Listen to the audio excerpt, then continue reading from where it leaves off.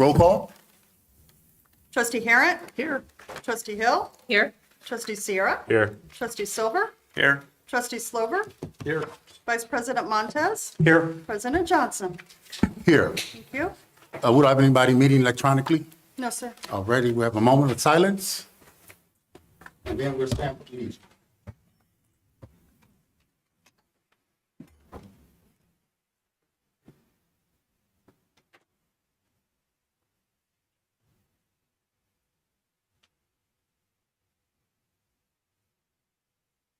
I pledge allegiance to the flag of the United States of America and to the republic which it stands, one nation, indivisible, with liberty and justice for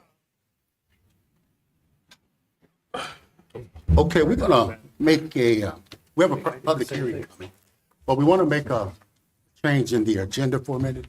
We have some extraordinary guests that is among us tonight, and we want to bring them forward and thank them for their invitation to our board meeting. And we want to, I guess I have to be, I'm a Manual Ram graduate. And I think we got a couple of Manual Ram graduates in here also, so we definitely have to let them come. But they want to come forward. Mr. Sierra, who represents the Southside District also as well. Did you have something to have them formally come up? Yes, sir. If we can have head coach Marvin Jordan and then principal Devin Hawks, as well as first district representative Martha Ross, join at the podium over here for a moment as I read a proclamation. First of all, President Johnson, thank you for allowing me to provide this proclamation to the Peoria Manual Rams boys basketball team. The proclamation reads as follows: recognizing the Peoria Manual Rams boys basketball team 2026 IHSA Class 2A state champions. Whereas the Peoria Manual Rams boys basketball team has achieved the highest honor in the Illinois high school athletes by capturing the 2026 Illinois High School Association Class 2A state championship. And whereas the Rams demonstrated exceptional performance throughout the 25-26 season, advancing through IHSA regional, sectional, and super sectional competition. And whereas Peoria Manual High School stands as one of the most historic basketball programs in the state of Illinois, highlighted by 6 IHSA state championships, including a legendary run of 4 consecutive titles from 1994 through 1997, a feat that remains one of the most remarkable dynasties in Illinois high school sports history. And whereas the 2026 championship team represents not only athletic excellence, but also the values of scholarship, leadership, perseverance, brotherhood, and Ramley, serving as role models for future generations of students and student athletes.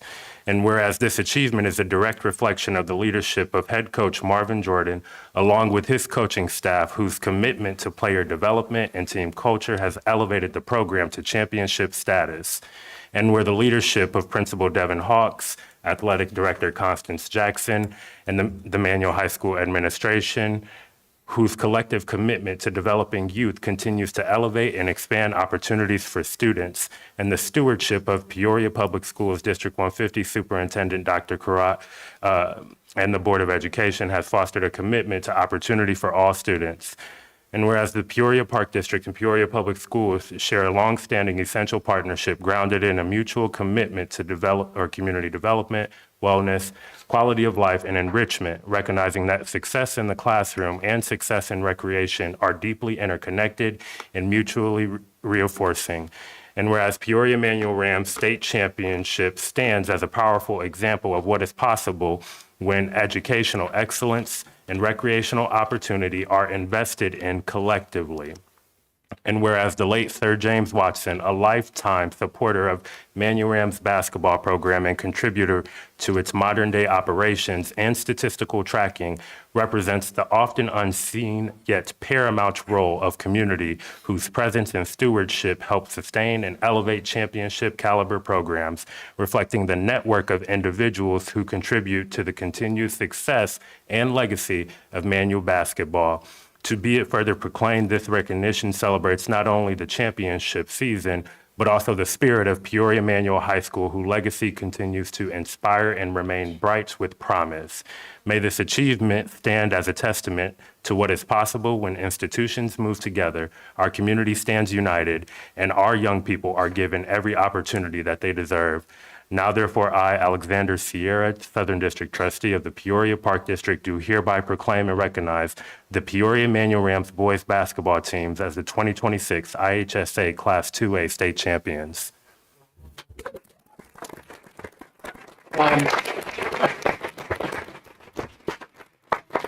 Gentlemen, would the team come forward, please? Would you guys come forward, please?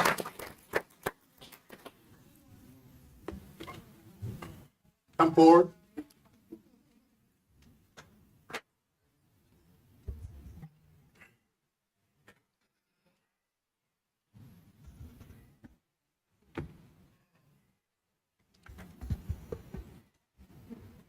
You gentlemen have done an extraordinary thing. I understand that, which one of you got the scholarships to go on to college? I saw a couple of you had scholarships the other night. I thought I saw Josh Humbles. Yes, yeah, I thought you did. But could you guys tell me, did any of you play on any Park District basketball courts? Yes, I definitely did. I'm pretty sure a lot of them have too, but I mean, just to name a few: True End Park, Logan, Carver, Proctor, probably you name it, I played on it. You played on it. Sure. You're a former basketball player for Manual also, aren't you, Yes, Coach? I graduated in 2010. Yes. Yep. Well, anything you guys want to say? We're so proud of you. I just want to thank you guys for the recognition, but again, creating those safe places in the Park District to give, our guys, places to go to enjoy and, mingle with friends and learn, interactive skills. Again, I want to thank you guys for that. Well, thank you. And we have the principal, Ms. Hawks. You have anything you want to add to this? Just thank you for the invitation. Thank you for such a heartfelt proclamation. That this is new to us. This hasn't happened in a while, and I love that they get in these types of spaces because of what they've accomplished. I don't know that they get it yet. It might take a while, and they are a group that does not necessarily need a lot of recognition, but hopefully they're soaking it up and taking it all in. And I'll echo what Coach said about just having those safe spaces for kids to go and be kids. Yes, safe and spaces. hone their skills, learn pro-social activities, so on and so forth. So just thank you guys. You did not have to reach out to us. Hopefully we can come back next year. And thank you again just for inviting us here. Okay, and we also have the school board member, Miss Martha Ross, makes comments that represent the South Side as well. Thank you. I'm honored to be able to be here. I was here, not here, but I was in the same position in 1997 when this happened, but I'm so proud to be here in 2026. Yes. And I appreciate our principal and all the staff and our coaches and the students especially. I mean, most students know me as standing up for students. So thank you very much. Well, we certainly do appreciate it. My son, Robert Johnson, was also part of the 3P. Some of you might know him, but I had to throw that in there. There's a parent out here that I want to recognize. Would he come forward, please? Mr. Tolliver and Mrs. Tolliver? Yes, would you come forward? This gentleman, I have to say this about him. Mr. Tolliver is a parent, okay? He had two sons. I know that one of them played for Man. He's done a lot of work with our young people. I've reached out to him and some things just recently on some issues that I want to talk to him about because we want to make sure we contain safe spaces for our children. This man has used his own money and his wife, companion, their own money. You want to stand? You back there not saying anything. But they have used their own funds sometimes to, and the Park District has allowed them sometimes to use, work with them, what Jim Brent Reeler did, work in some of our gyms to get these kids some, needed spaces. I'm just amazed how the amount of dollars that he's used. And he's tried to get fundraisers and different things and for his kids that they're doing in our community. And Mr. Tolliver, you should be you're the people that people don't talk about. That's the ones that do the work and don't want the recognition, because you don't. I know you don't, Bill, but you do a lot in our community. And I just want you to know this, it is not being gone unsaid. And we just want to not apologize to you, but appreciate you for doing the work that you do for the kids. Now, do I get a free haircut now? No, I'm just teasing. But thank you for your work that you do in our community, and we do look for your expertise. And the Park District as a whole, we do what we do to help all of our citizens in our community. And thank you again so much. President Johnson, if I Yes. may, before we end, outside of the proclamation, I do want to say, what you all did was nothing short of amazing. You all will literally go on the walls of Manual High School and Peoria Public Schools history. A legacy that will live far beyond you all. I think Little Tolliver and Joshua said that when they were down at the championship game. I watched Marvin playing basketball when I was younger and going to high school. And, Coach Percy was my football coach before I gave that up. It wasn't really my lifestyle. But, I'm sure that what Ms. Hawk said, resonates, that the moment may not hit now, but gentlemen, you are greatness. Okay. And you have a sphere of influence around you. I hope that y'all leverage it. Congratulations again. Thank you. Thank you again. And this young man here in the front with the white T-shirt on, you a Howard? Huh? What's your name? Timmy what? Bean? Oh, what do you do for the team? Oh, you're the ball boy.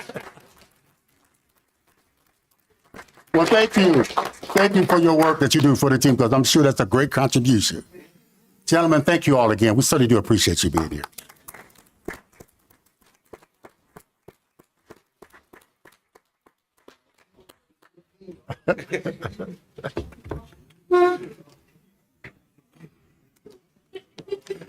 Now, these basketball families that we do have here, Miss Cahill also has a basketball star that she don't want to talk about sometimes.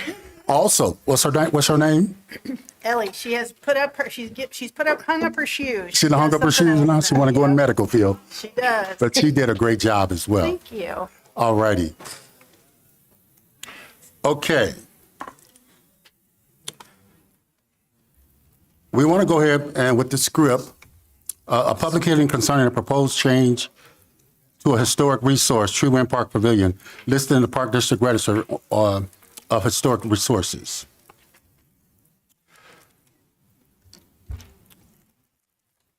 Can we have a motion to recess the regular meeting of the Board of Trustees and convene the public hearing on the public change to a historic resource, the Tree Wind Park Pavilion listed in the Park District Register of Historic Resources? So moved. Is there a second? Second.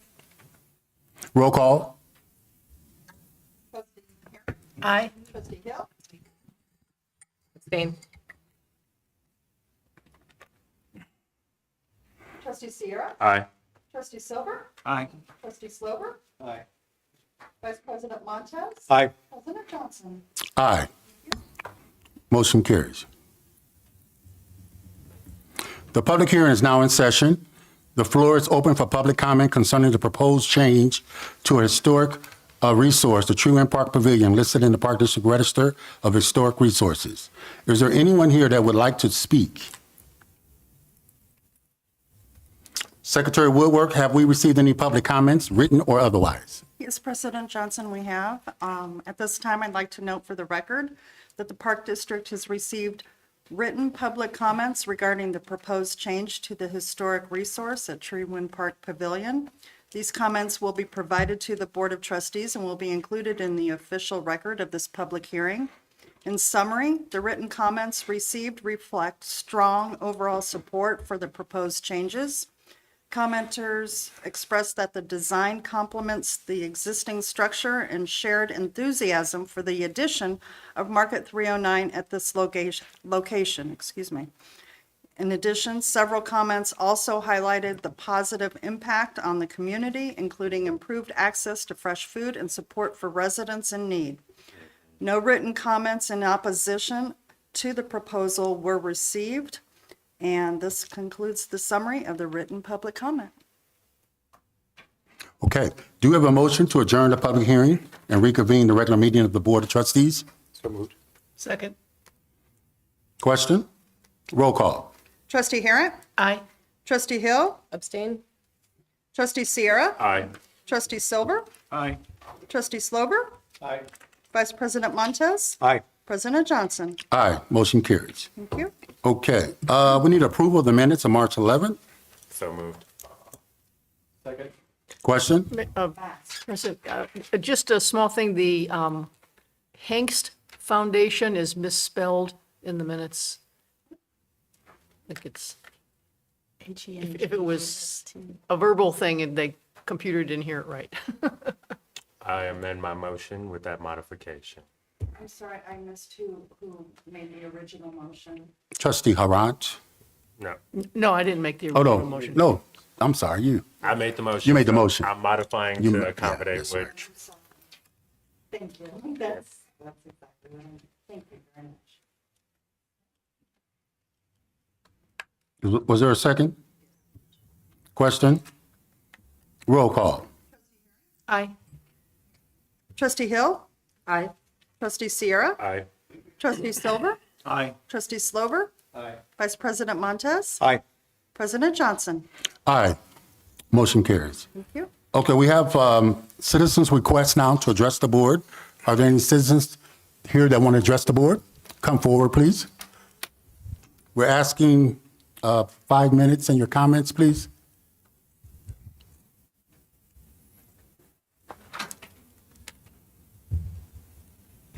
Thank you. My name is David Pittman. I live at 2422 West Moss Avenue in West Peoria. And while I often represent other groups and organizations, tonight I'm speaking only for myself regarding the Riverfront Trail crisis. First of all, thank you for your commitment to the Riverfront Trail and the action that you took to postpone this land transaction for 30 days. Good public work is best done in the open, in transparent fashion, allowing the many different voices and the complex communication to occur before the decisions are made. You've helped immensely with the 30-day deferral. The Park Board understands they serve the taxpayer, and further, that this transaction raises many concerns. For those who suggest the Park District has no reason to become involved and has no dog in this fight, no legal standing, I suggest they review the 20-year process it took for the Riverfront Trail to change from vision to reality. Let them think about the dozens of state grants the Park District applied for, and let the scores of public meetings held by Park District staff to think about. Let them look at the $8 million bridge over Knoxville and reconsider what entity is best suited for involvement with this crisis today. The Riverfront Trail would not exist without the sustained vision and the perseverance of you and your predecessors. So now there is a crisis. In 2024, Pioneer Rail abandoned control of that small railroad section that now allows rail service to O'Brien Steel. That's a business opportunity. Over 40% of O'Brien Steel workers come from nearby zip codes, according to J.R. O'Brien.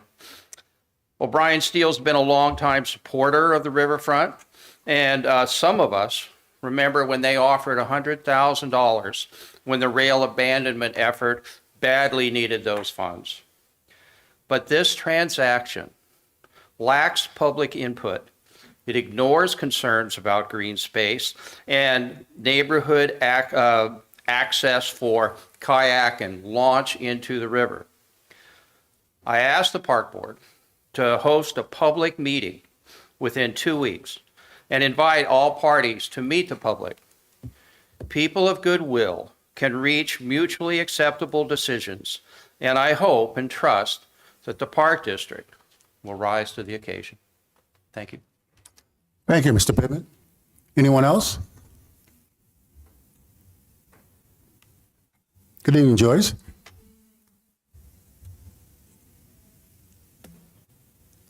As these go around, the copies are all the same. Good evening, President Johnson, members of the board. Joyce Blumenshine, I'm here as one of the handful of people that formed the Friends of Riverfront Park some years ago, and we still care about the riverfront.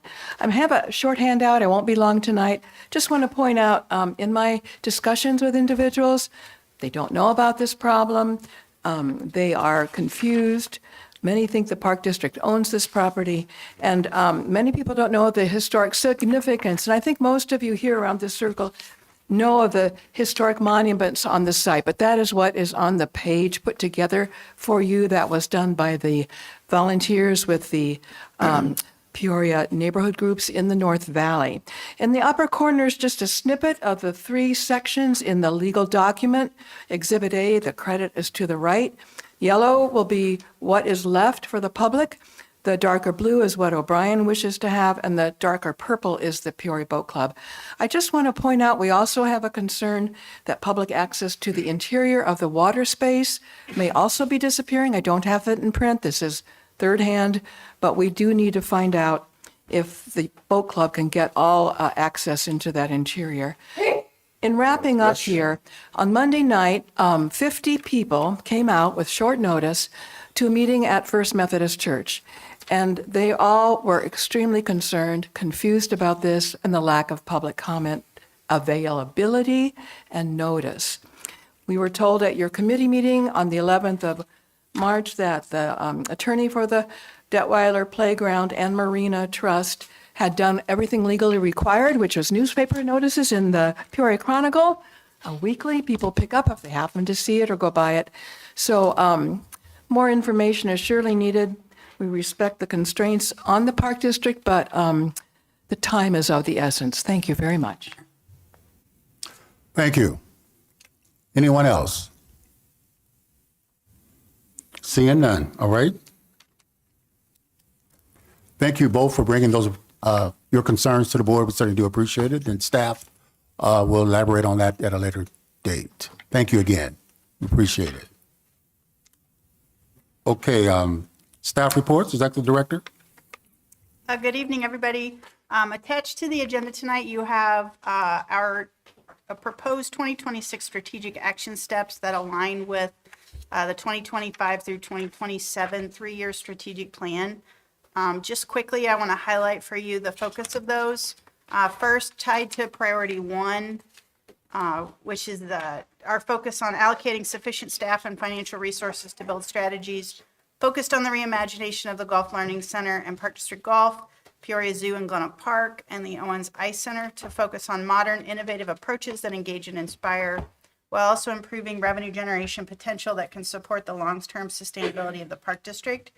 Our 2026 focus in that area is to move major capital initiatives forward from planning to implementation, while also formalizing sustainable revenue strategies across the district. You'll see those spaces I articulate in the document, specific action steps for golf GLC, that some of those success measures that we will look at would be a focus on trying to reduce our water reliance in golf, and also an increase in non-tax revenue contribution from golf operations. As far as Zoo and Glenelg Park, some of our success measures there would be capital campaign progress versus the overall goal of growth in memberships at the facility and increased cross-facility visitation within Glenelg Park. We also target Owen Center. Our success measures in 2026 would be to continue to move the project forward within the approved budget and timeline, and begin to think about revenue growth projections tied to the modernization at that facility. Finally, within priority 1, we also want to continue our progress on development of a robust 5-year capital improvement plan strategy that includes modification of our matrix and a rationale for our capital improvement strategies. We'll be presenting those to you at a future meeting. We also want to work with you to establish formal criteria for evaluating revenue generating capital investments. Under priority 2, which focuses on establishing clear and measurable expectations for district mission-driven efforts in all sectors, our 2026 objective is to fully operationalize measurable performance systems across all departments. Included in that focus will be under performance and accountability framework. We are working on developing data points that contribute to district key performance indicators. You'll be seeing hopefully a draft of that as we work through that for March, that you can provide feedback on as far as a monthly dashboard. And we'll be continuing to look at KPIs with the goal of presenting those as part of our 2027 budget process. As far as administrative policy modernization, we made great strides in 2026. We hope to continue to figure out how to put that all digitally so that it's accessible for all staff as part of a reworking of our internal intranet portal.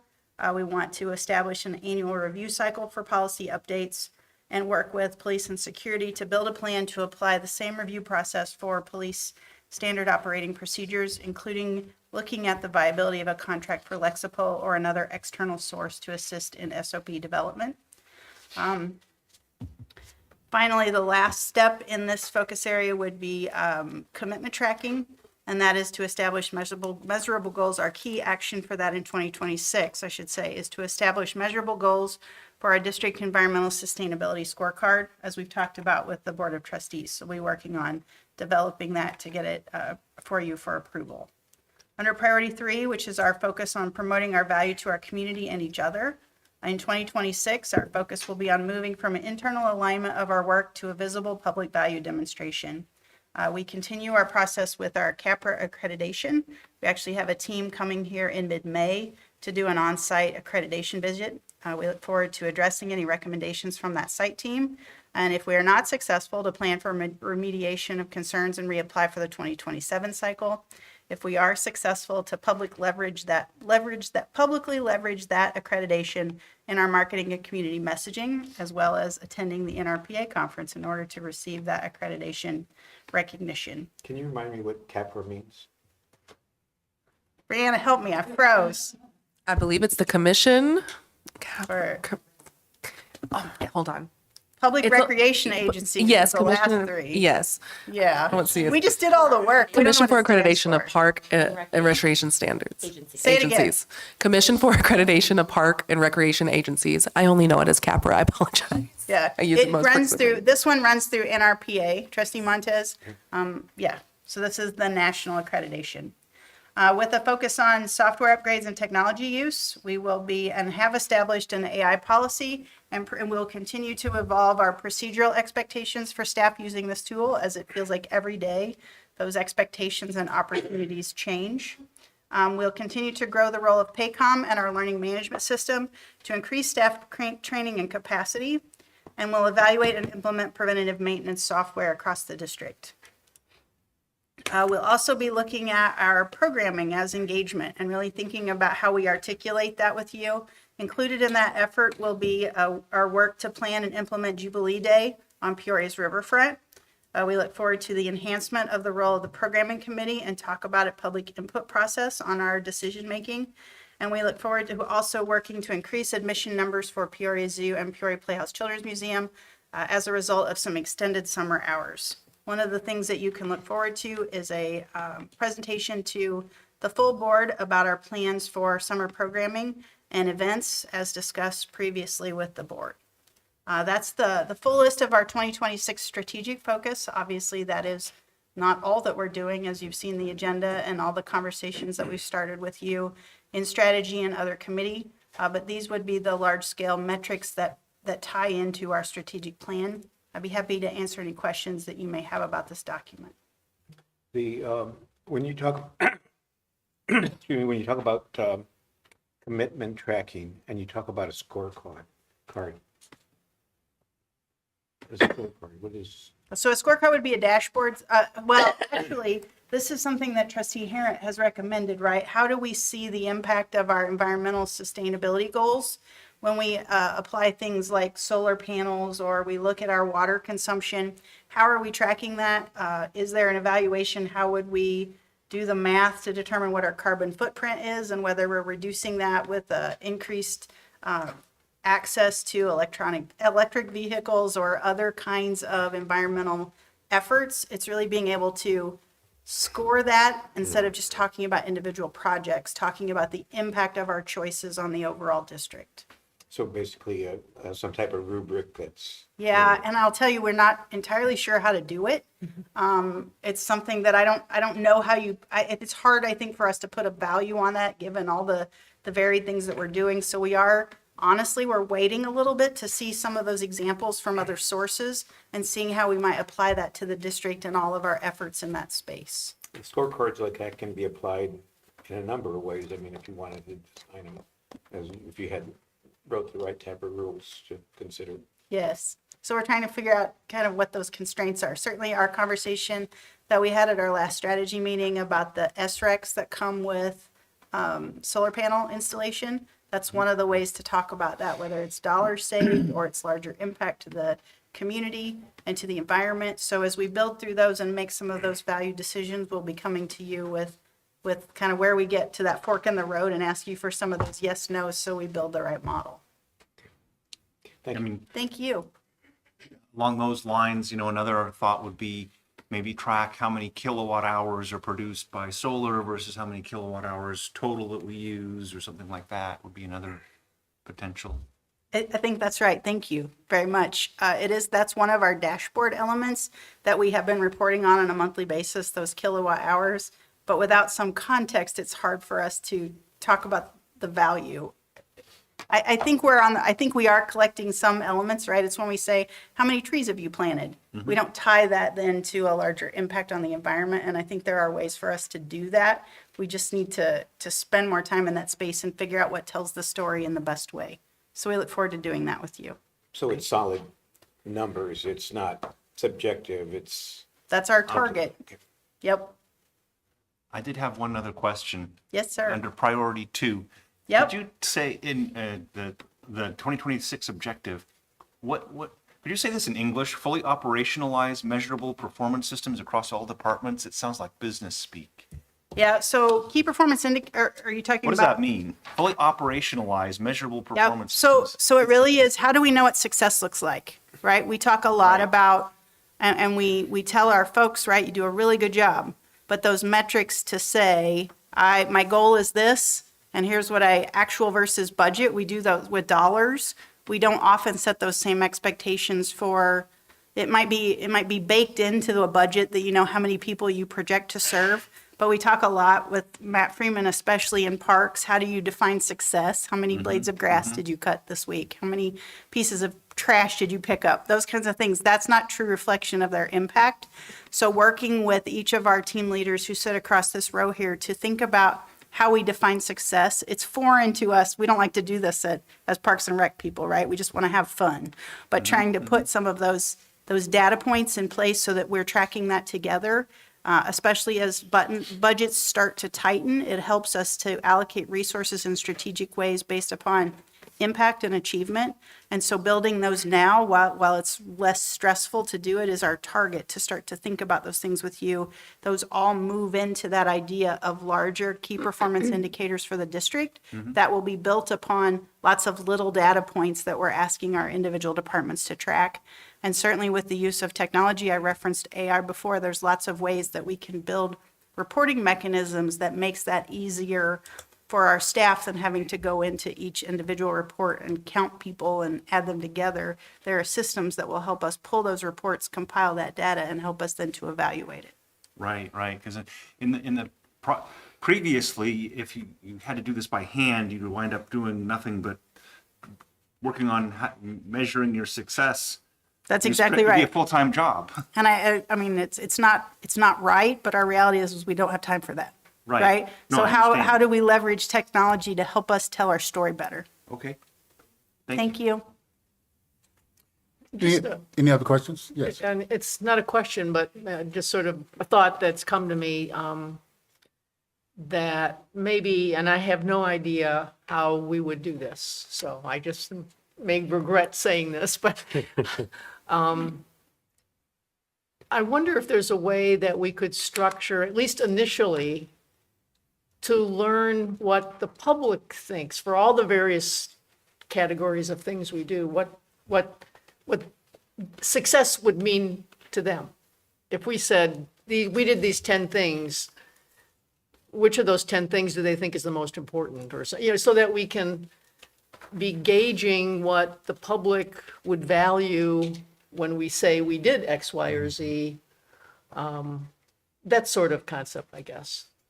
I think there's a lot to think about there, and I Yeah. appreciate that.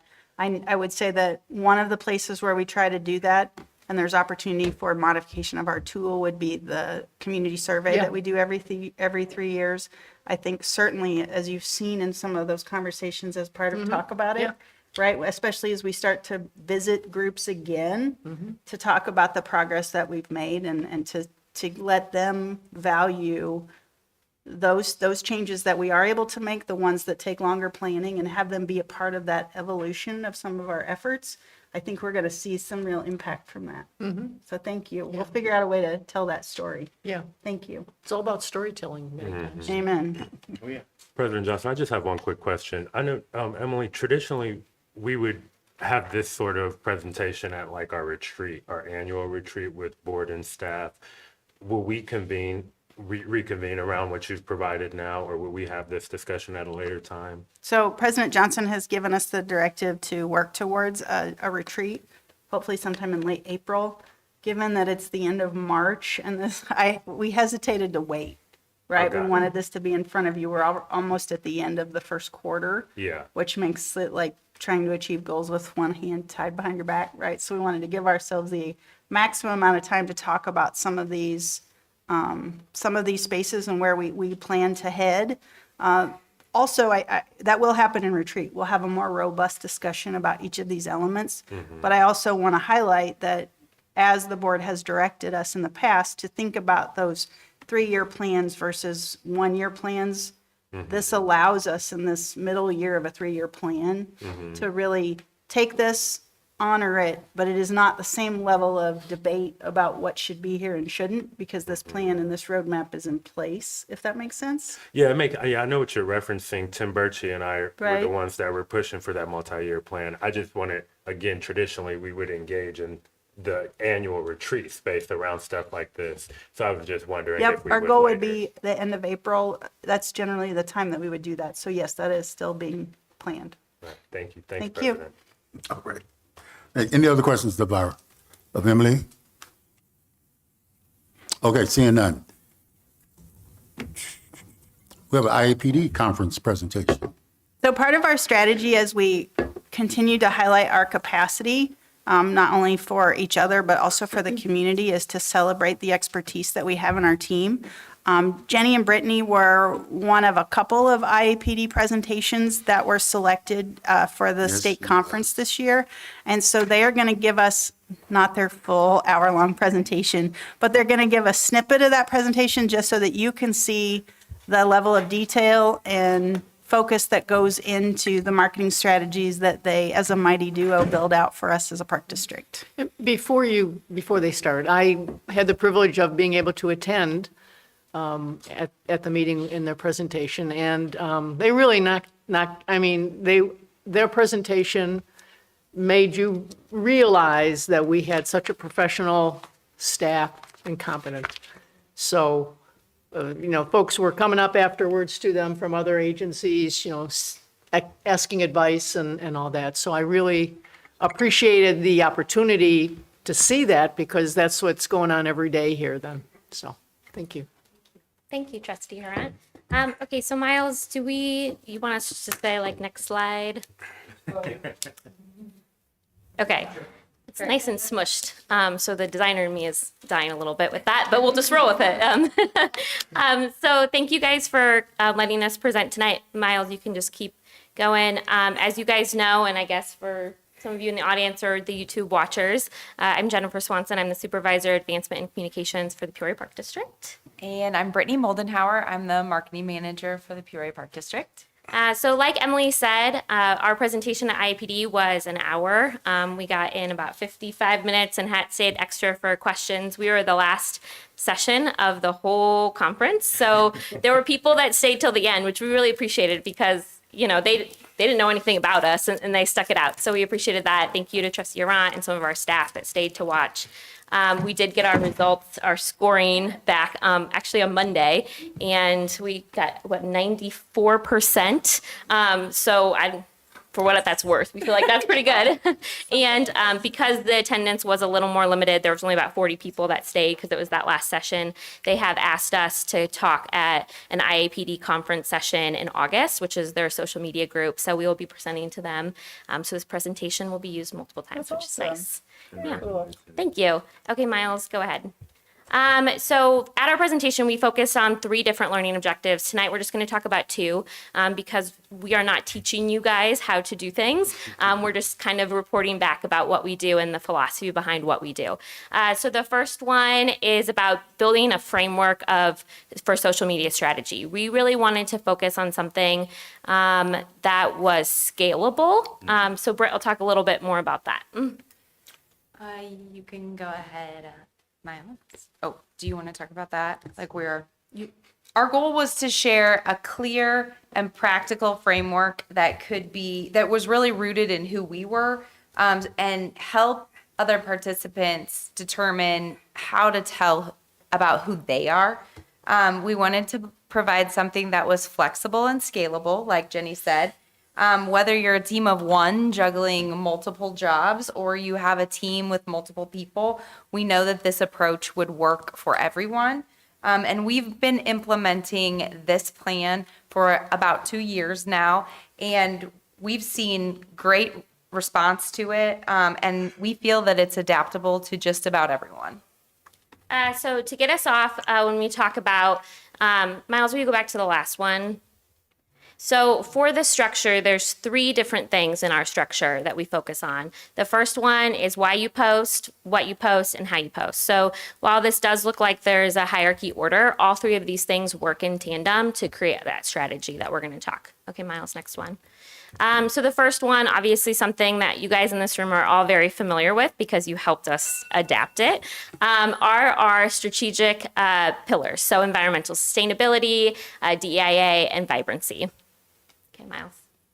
Oh, there you go. Yes, so we're going to focus on what matters most to you and your audience. Your content should reflect what your organization's priorities, values, and your community impact is. We found that our audience consistently connects with these 6 categories that you can see up there. Together, these categories help tell our story in a clear, consistent, and meaningful way.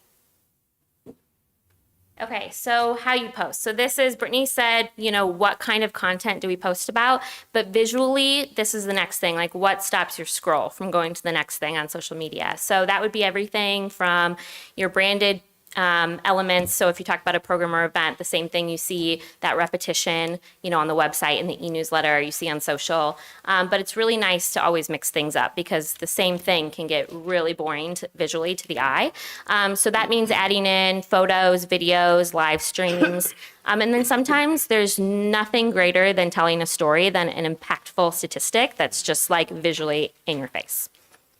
Okay, go ahead. Yes, so here is an example of our plan in action. We found that creating monthly themes really help keep our content cohesive and intentional.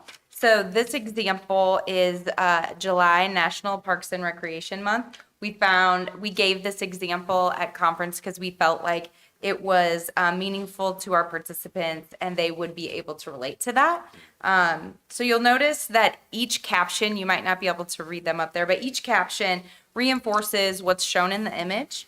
And it not only strengthens the message, but also improves accessibility for screen readers and translation tools, while clearly tying each post back to the overall theme.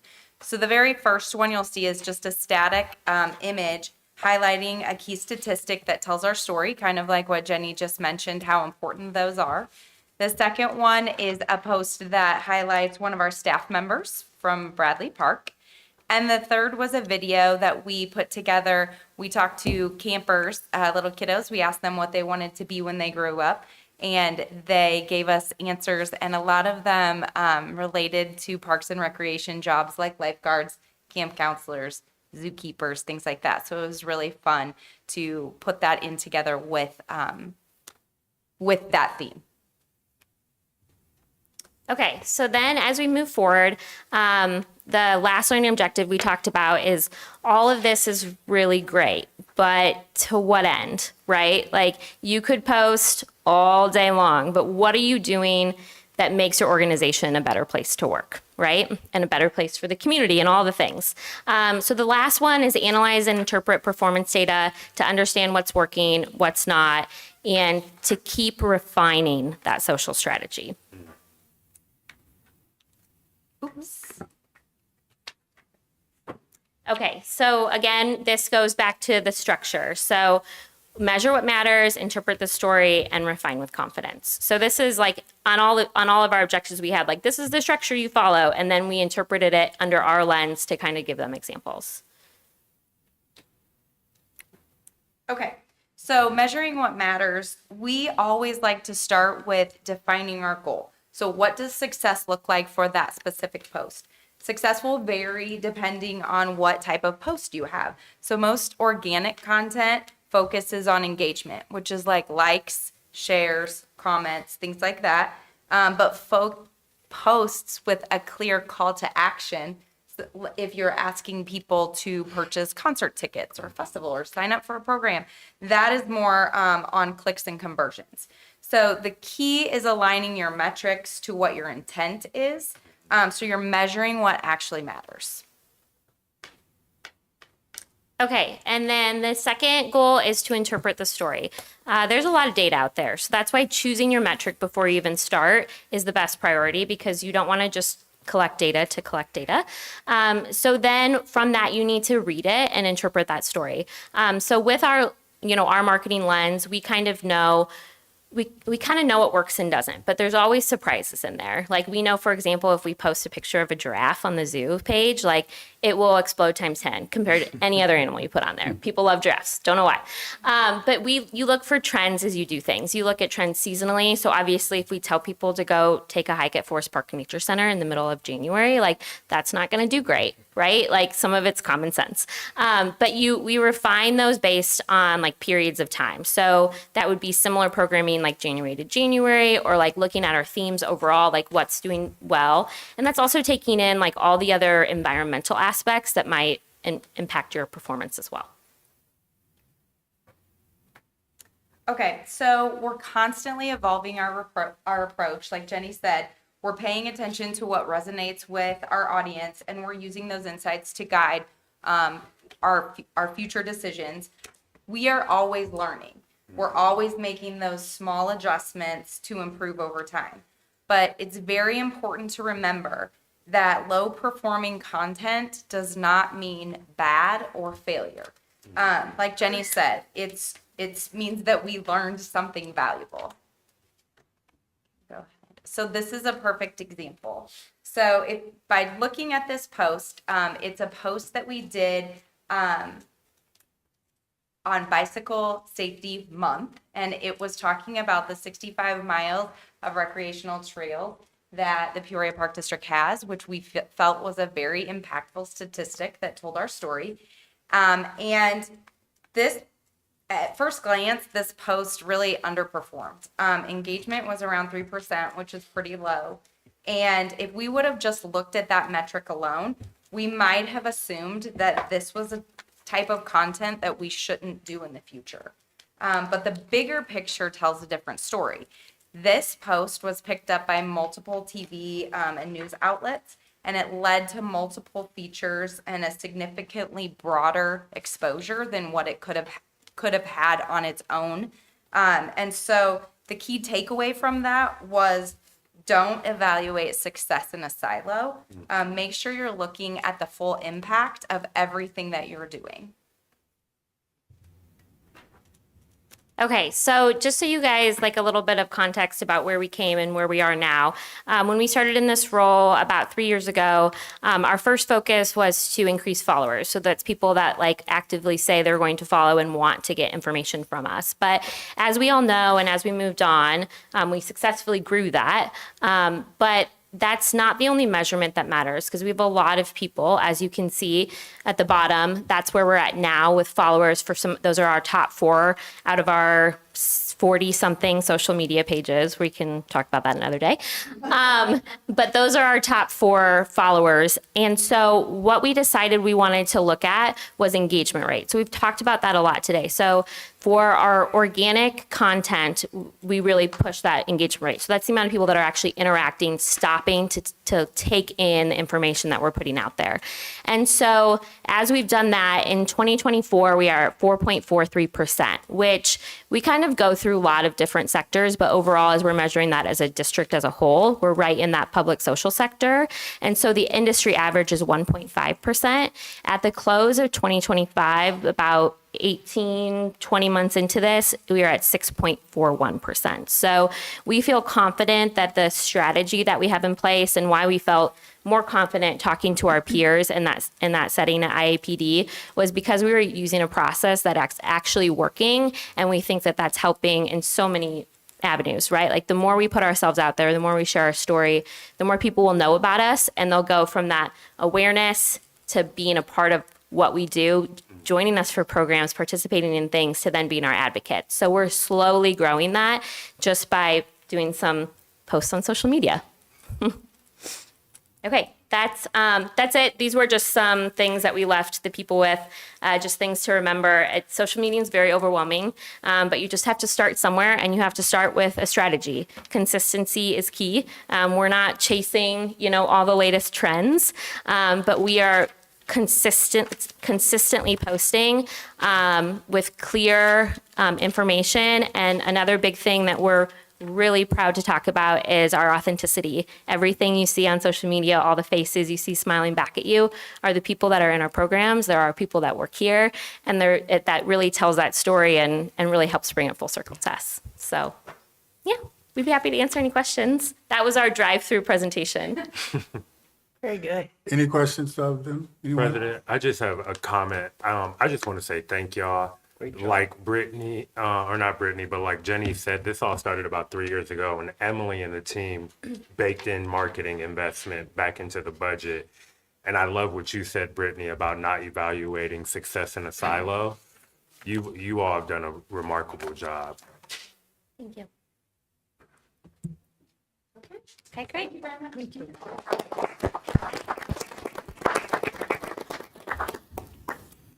Thank you. Okay, committee reports. Finance Committee?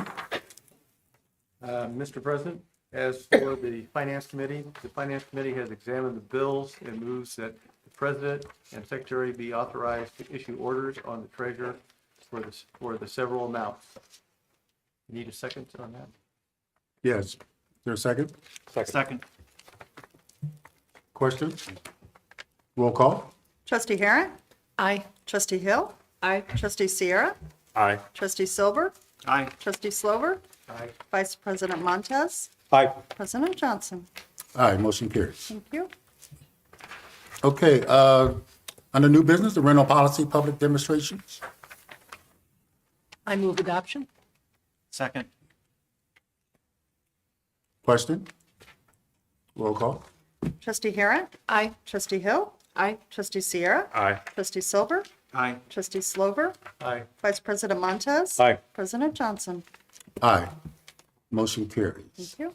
The, Before we Yes. move on, I just would like, I think we should recognize that our staff took a very progressive step or long-reaching step to preserve protected speech by changing this policy. And I'm not certain that any other park district or public body in Illinois has done this. You would know better than me. But I know across the river, I was in a conversation about folks having some problems over there with public body. And so I just am really proud that we took this on and that we've just adopted it. Thank you. I want to thank Attorney Day and his team for helping us to do this in the right way. It was definitely a team effort, so thank you. Yeah, thank you. okay, all righty. Thank you. 10B, first read of the parental leave policy. As discussed in our strategic meeting, this policy is here for your first review. and hopefully subsequent approval at the next park board meeting. All right. Any questions? Thank you, Ms. Pye. 10C, Illinois American Water Company update. So this is a conversation that we've had over the last, oh geez, a really long time about the impact of water usage and associated fees on Park District operations. Tonight, Carrie and I have some initial data to share with you, as well as some requests for feedback from all of you about direction. As just a level set for how impactful water is in the Park District, the Park District has Illinois American Water Service at 36 different premises in our Park District. Those premises have an associated 64 different meters that are servicing those locations. I'm going to steal Carrie's thunder here in a second, but in 2025, we spent more than $900,000 on water in the Park District. So that's why this is a significant issue for us. Carrie's going to walk through information about where we are, where we've been, and what the potential impact of the proposed rates are on the district. And then we'll talk about next steps and get some feedback from all of you. Carrie? Thanks. Okay, so there are a lot of nuances to water utility.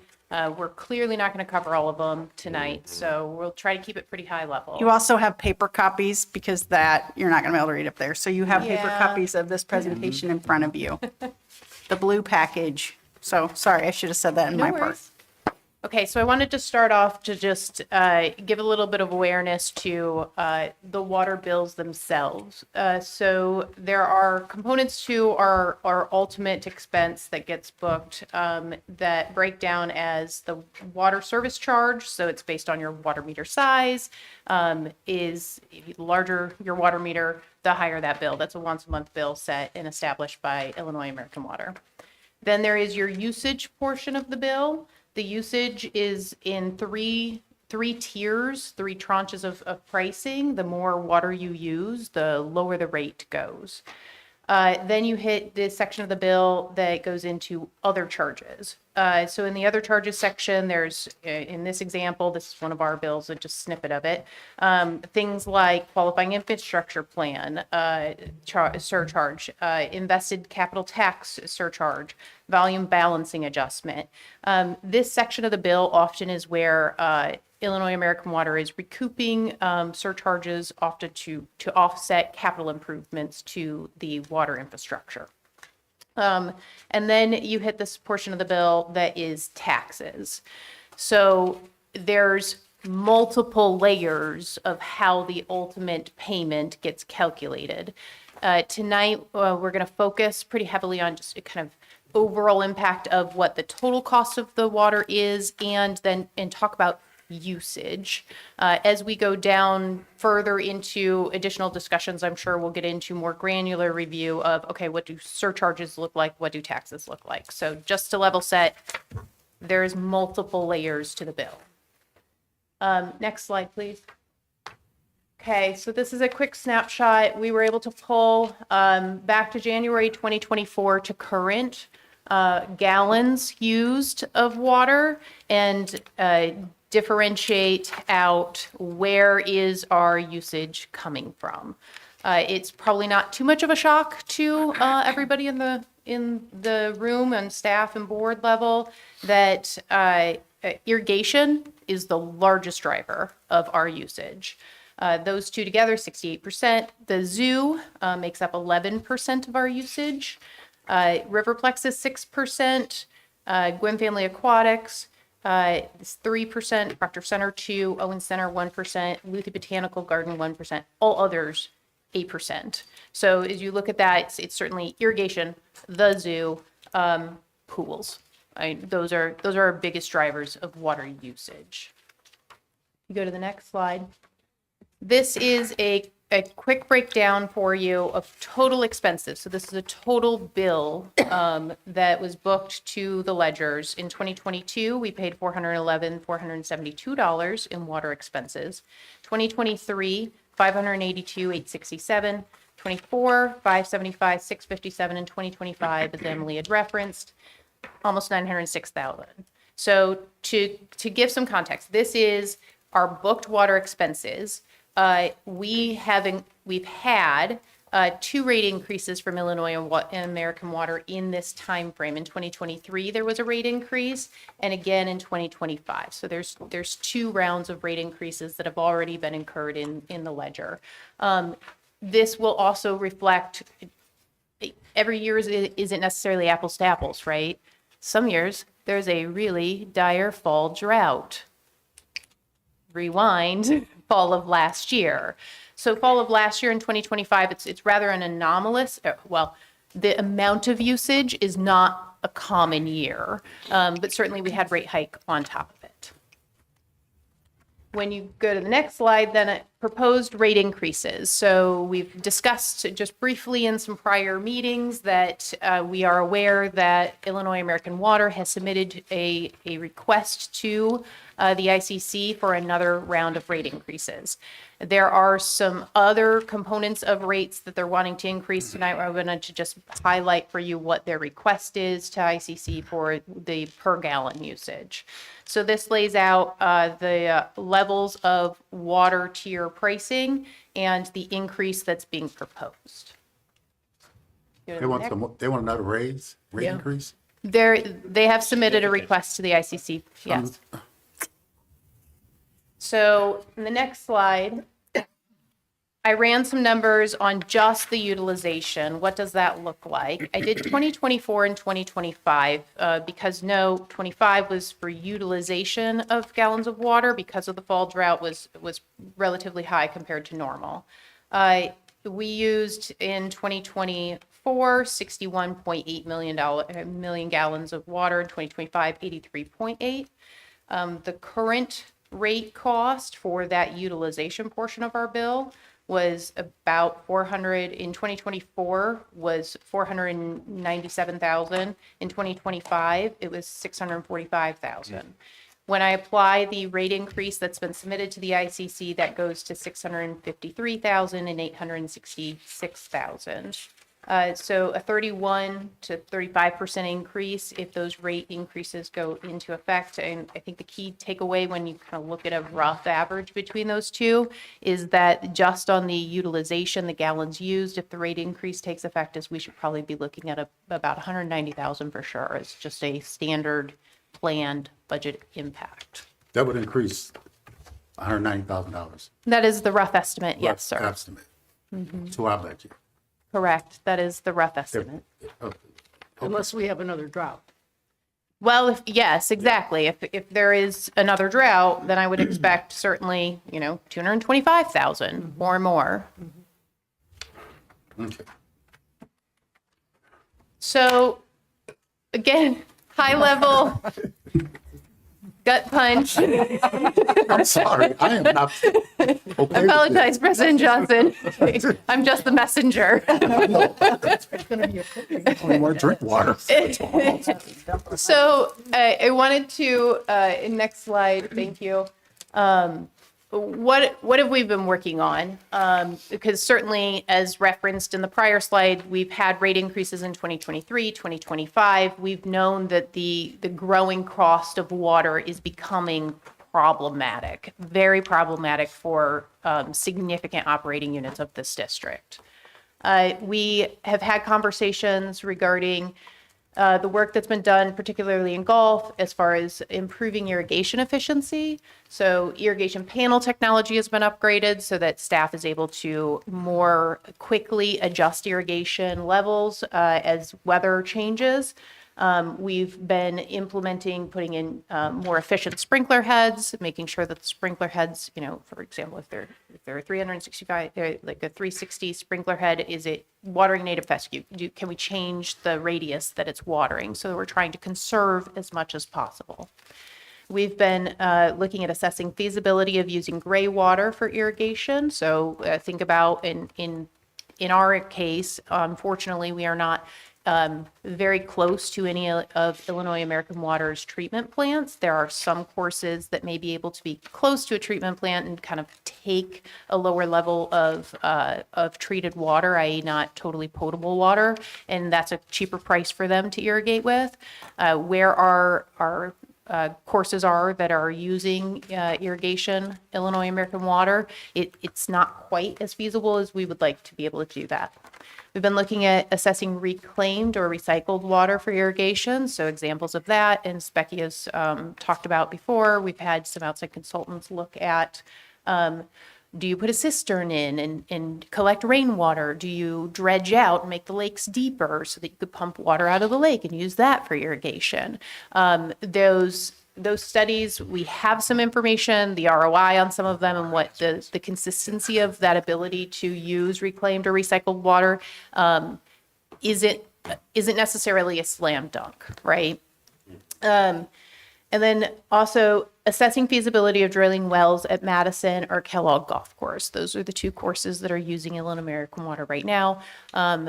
Again, outside consultants have taken a look at those. It's more feasible right now at Madison than it is at Kellogg, but certainly as these rates get higher, this is truly a difficult fiscal exercise to continue to offer public amenities with this amount of money going specifically to water.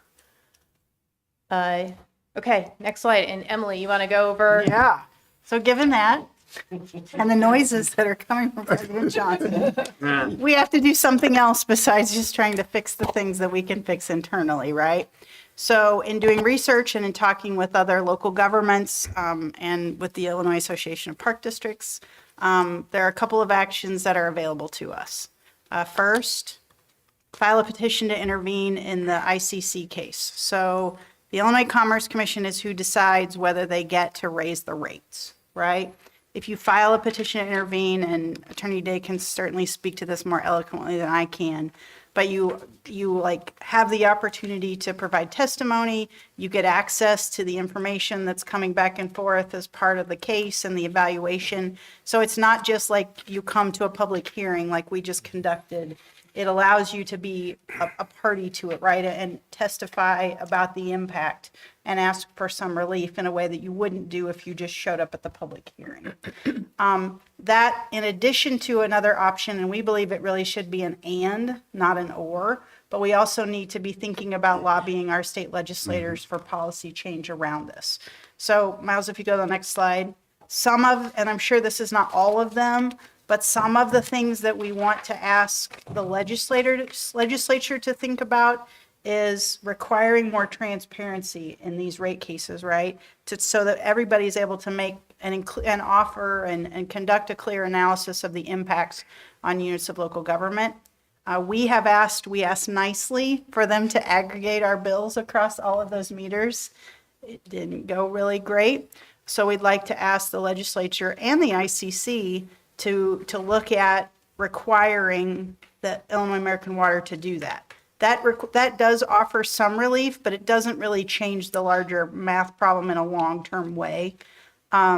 We want them to think about, right? If you think about the role of park districts and other local governments in impacting quality of life and vibrancy, there needs to be a conversation about potentially a governmental rate classification, or thinking about, is there a different rate for public use?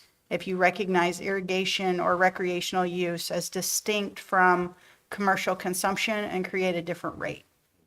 So those are all things that we can, pound on the table and say this is wrong, and we might have to close a golf course or whatever. Illinois American Water doesn't care. And if I were employed by Illinois American Water, I would understand that, right? That's their job, is to provide water to all of us. And we certainly understand as we experience pipes that burst and everything else that the infrastructure is aging.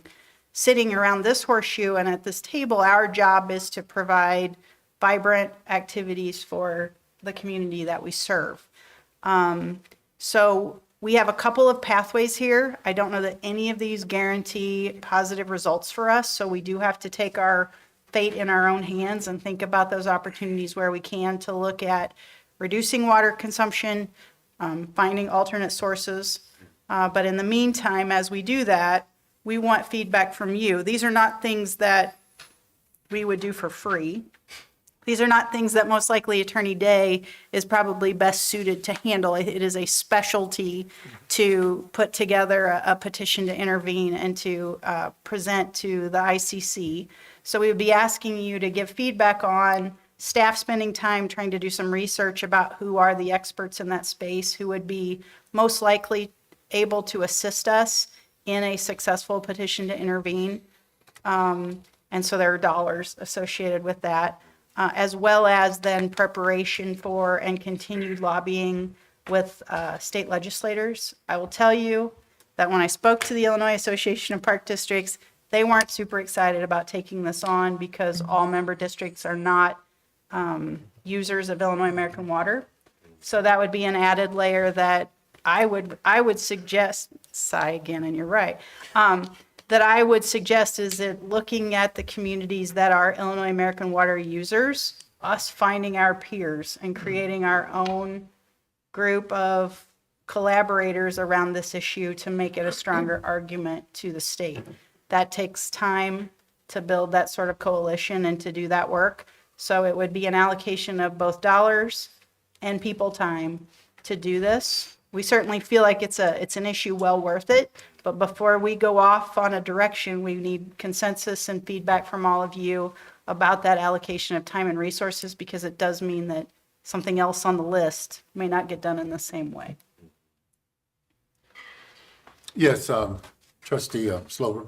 I guess, I'm assuming what you're talking about here as far as lobbying, you know, the ICC as well as our state legislature, also the drilling aspects of what we can and cannot do.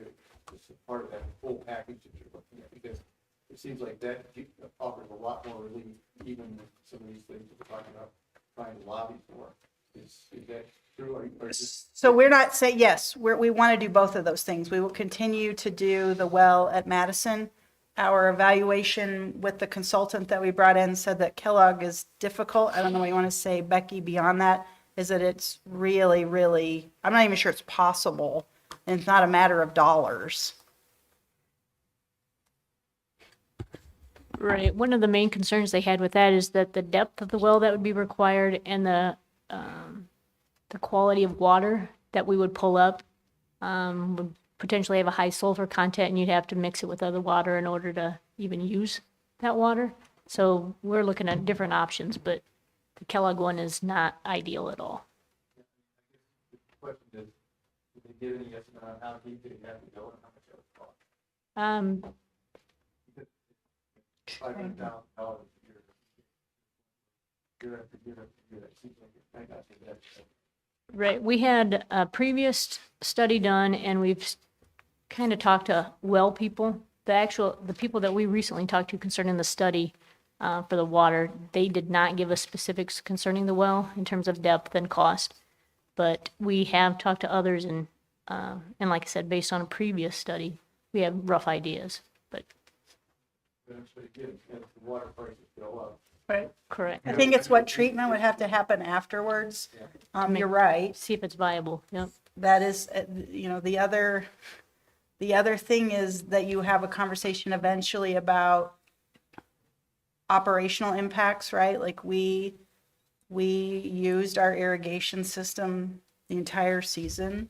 There were lots of other courses that turned theirs off. You know, when the drought, they gave up at a certain point because they didn't have those dollars to spend. With bent grass, that's really difficult for us to do.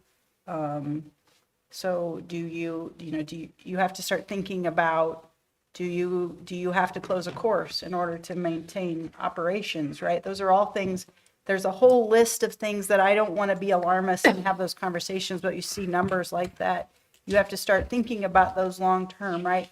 And those, in fact, would be the conversations that we would raise with the legislature and the ICC, right? That impact, we're not alone in the idea that eventually water costs are going to be the thing that drive us out of some of these spaces. And so thinking about those opportunities and trying to put together quality arguments, that's something we all feel very strongly, but we're Yes. also not professional lobbyists, right? So probably engaging with someone to help us with some of those arguments and the process for that. That wouldn't be something that would implement in 26. We'd be starting now for 27. And so it's a long road, but we'd want to do it right. And that means we'd have to bring in some people to help us do that. Yes, we do. Emily, I'm sorry. I'm not going to take this easily. I don't think we should do this. Just let them tax us without representation. Now, everybody in here drink bottled water. Now, why is our water bills going up so high? I mean, seriously, I mean, who's over the water company? I know Peoria Heights have their own. It's a German I mean, who? company. I mean, why should we be subject to this? We can't just take this sitting down, seriously. Maybe get some letters, talk to our legislators. I'm really upset about this. My own home water bill was high. I just. It's about to go higher. Yes, I just crushed it. I mean, this is just, I mean, there has got to be something. I've already made a comment with one of the legislators about this when we get ready to go down there in April.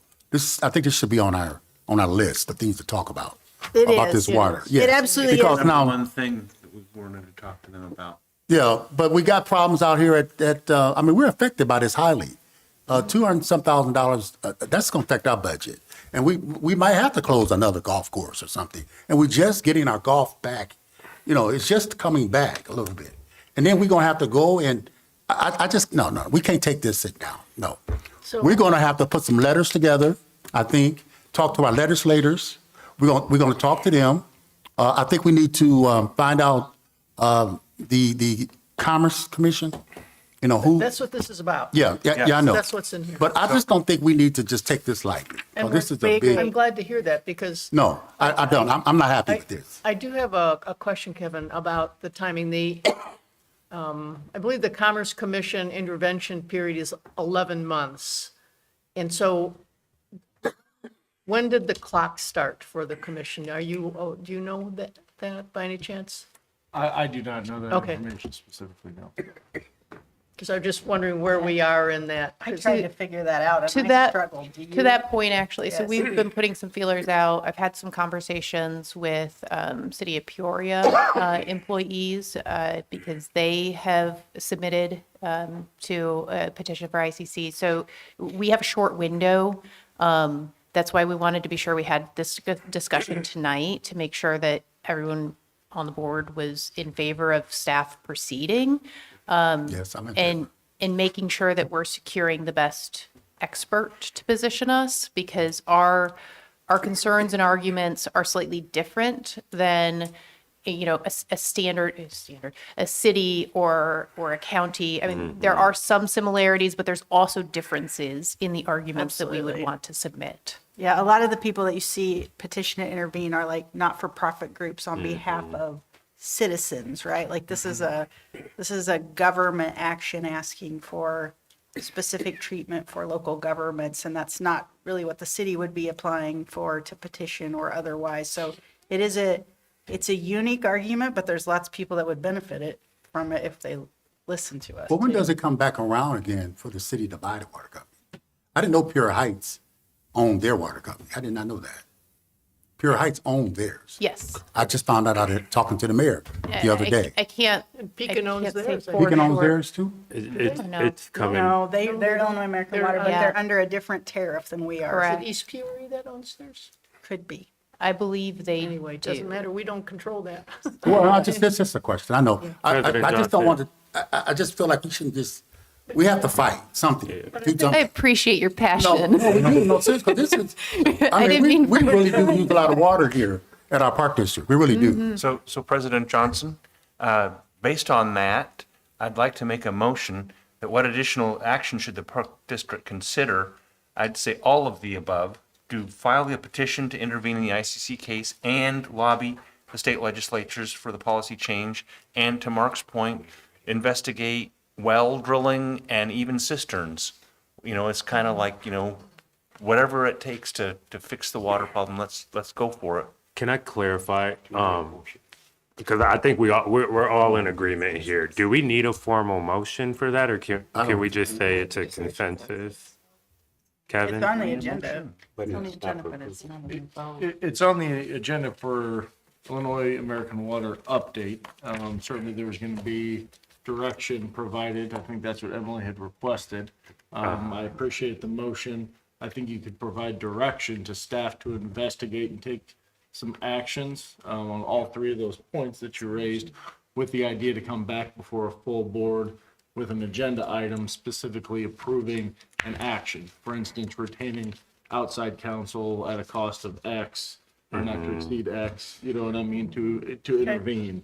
Empower Becky in planning to take specific actions on the well, things of that nature. So I think you can always make a motion to provide direction to staff, but the motion to take those specific actions without dollars and cents tied to it and not being on the public agenda, I'd caution you on taking that step. Okay. Okay.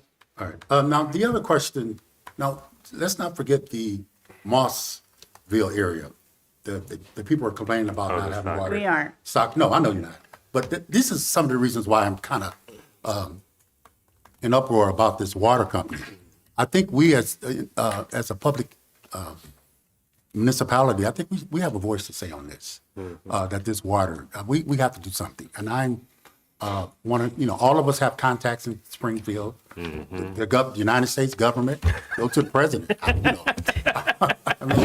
We have to, no, really, we have to do something about this, and we have to be intentional about this move, because these I've been watching this, these prices are getting higher and higher and higher. And it affects our budget, which in turn affects our constituents that uses our parks. And the bottom line, they're gonna be affected if we continue to let this go. And now they continue to keep bringing it up and bringing it up. Now, we met with them once, didn't we get one of the gentlemen and think, yeah, I know, I see that look. It didn't help, but we just can't take this just sitting here. We gotta push something. I don't know what it is, get up on the highest mountain or something. And we have to let these individuals know that we're not going to tolerate these rates keep going up higher and higher and higher. Now, I don't know what we need to do, but we can find out definitely to, because this has got to, they got to notice this. And then I would hate to see what people that don't fix the incomes, families that who's don't have the money to pay these high water bills. Now this just, and everybody drinking bottled water now, so I don't know why the price is going up so high. Everybody buying bottled water at home. I bet you lace your hands up. I don't know. I'm just not happy about this. Terry, do you have a recommendation on? I'd like to amend the motion that I just made from taking action to ask the staff to provide direction to the staff to take action on those three items. Provide options, to provide us information on the Investigate options. options. Yes, Maybe. please. I'll second that. And I'll just comment, thank you, because if the legislative component to this Yes. is something that's extremely significant, and the Park District is going to really, I think, positively prevail as a regional stakeholder by convening this. This is a testament to Emily and the full team. Anyone have any comments? Staff, we appreciate you giving us this doing a vote? update. Are we but- doing? I'm sorry. Yes. There's a motion in a second, yes. Okay. Question? Roll call. Trustee Harrod? Aye. Trustee Hill? Aye. Trustee Sierra? Aye. Trustee Silver? Aye. Trustee Slover? Aye. Vice President Montez? Aye. President Johnson? Aye. Thank you. Motion carried. Thank you. This is just ridiculous. I'm I don't sorry. think you're riled up enough.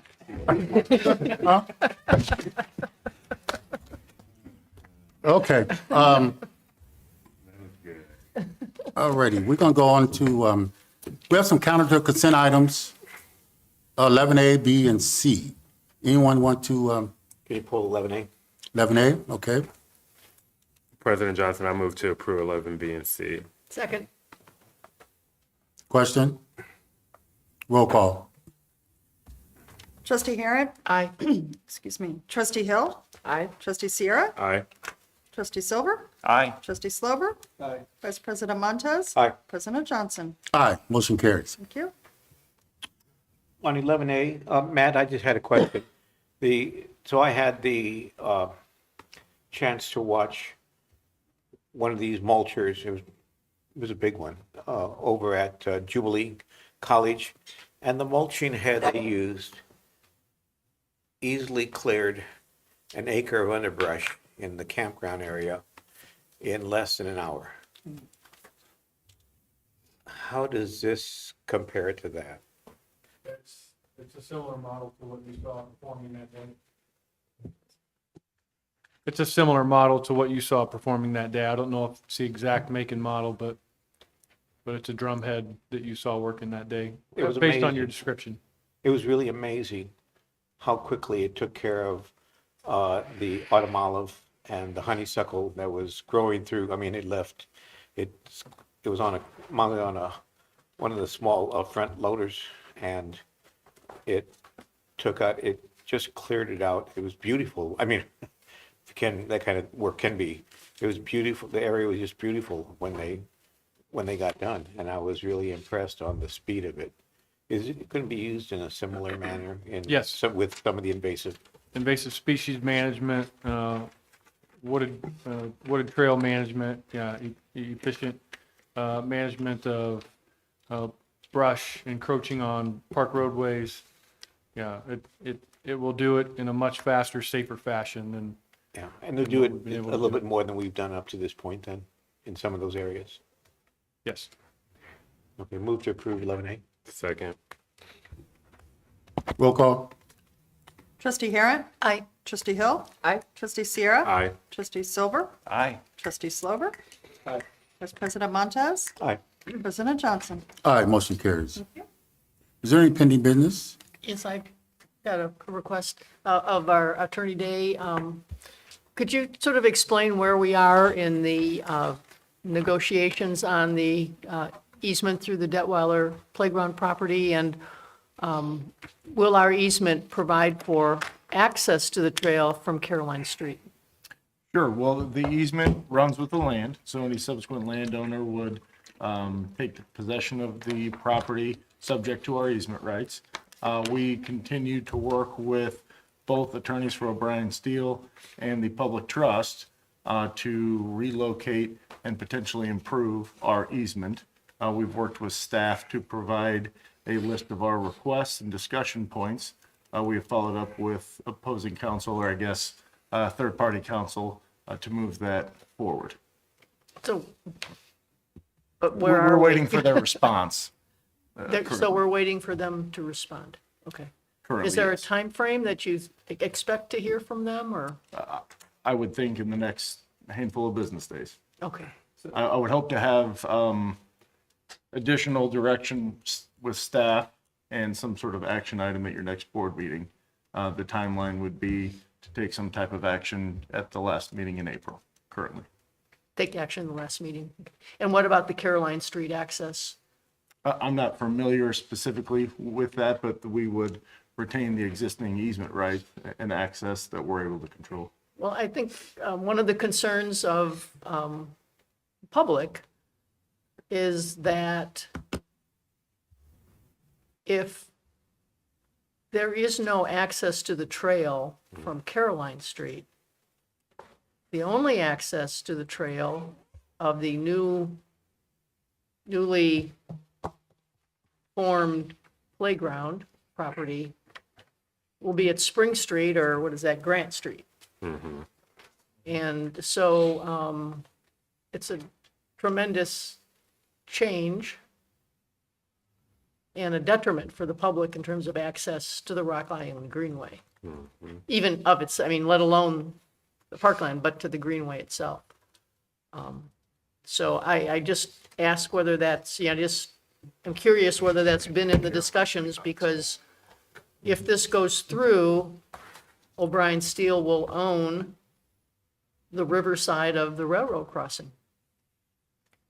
I do have the GIS image now up in front of me, so I do understand what you're talking about. Yeah. I would be happy to investigate that further and come back to you with additional direction. Are they intending to close Caroline Street? I mean, the It is my company cannot understanding, close it that is my understanding that O'Brien Steele is in conversation with the city about closing access to Caroline Street, so that they would put up a Morton building, who knows? And use that track for that crossing for their own business purposes. With legal counsel, that has not been discussed at this Yeah, point, but again, I do see what you're referring to there and be happy to investigate that further. Okay, thank you. If I can, Joyce, thank you for raising this and bringing this to the board. And Joyce Blumenshine and the rest of the residents, I've been trying to catch myself up on a lot of this information because it's been happening so quickly.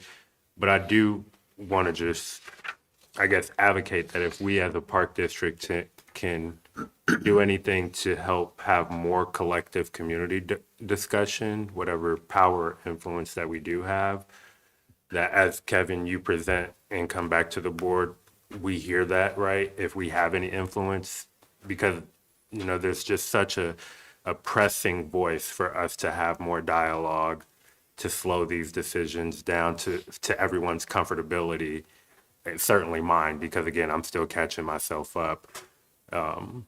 So I just want to, as you present those options, if you can just keep that in mind as a personal desire, I would like to know what are our options to help,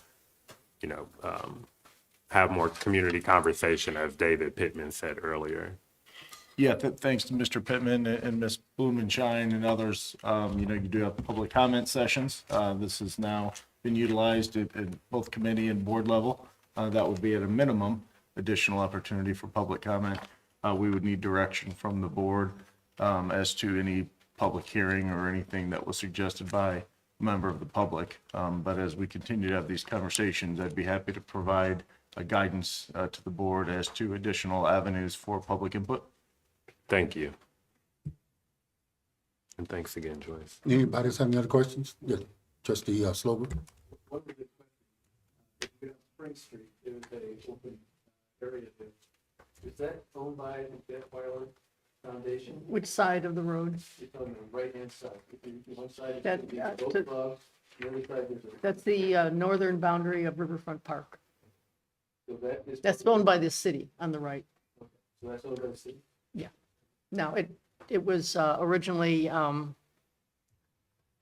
part of it where there used to be the big ugly hill where Mr. Samantha was going to build condos on the river all on up high. The city bought. The trail runs through that?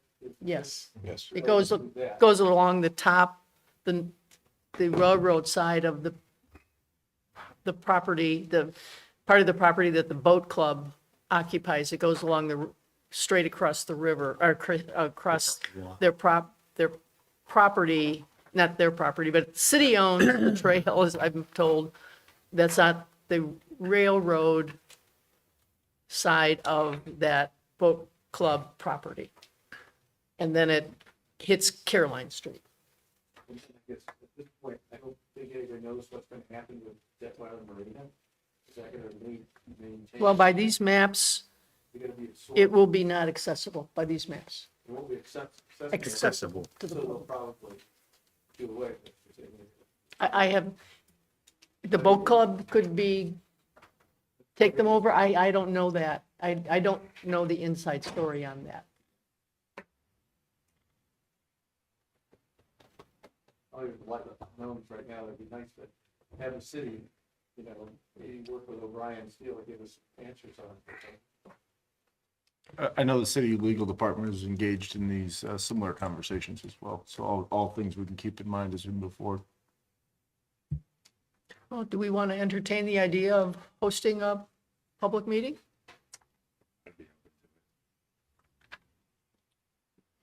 I'd be in favor. I think we ought to get the right parties here. Correct. Well, I mean, yeah, correct, but We need to, get the O'Brien Steel people to come, the city to come, and be a part of this discussion. Because absolutely. we can't solve this without having everybody collectively. Don't forget the trust. So, You want the Detweiler The trust trust, you too. mean? I'm sorry, I absolutely did about trust. Yeah. So we have 3 in agreement. How does staff feel about it? I would say from my standpoint, our top priority is negotiating this easement and preserving the trail. So I would just want to make sure that we don't, I agree with all the public concerns. Please don't take this, not that. But our top priority as a park district has to be to collaboratively work with those groups to get this easement in place. And I would absolutely agree with Executive Director Cahill's comments in that regard. So should we get that done first before we do a public meeting?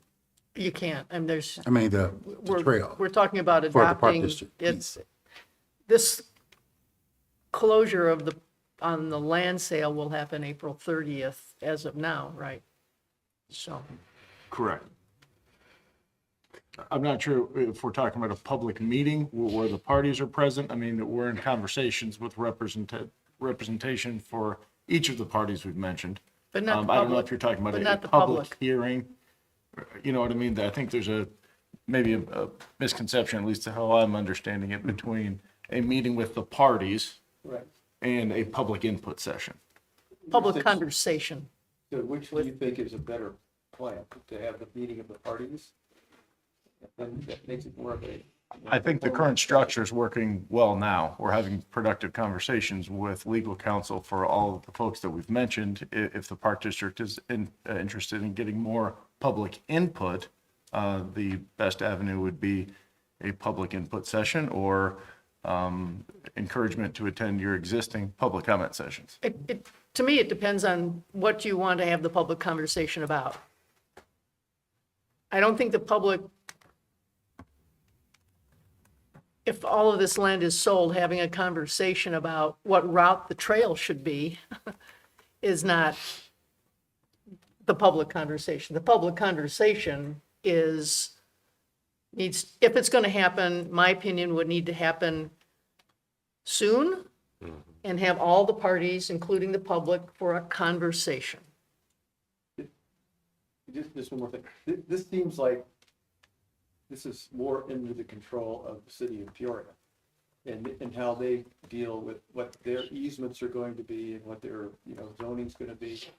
It would seem like if somebody was going to call for a public, meeting, they should be the people that host it. We could be a party to that.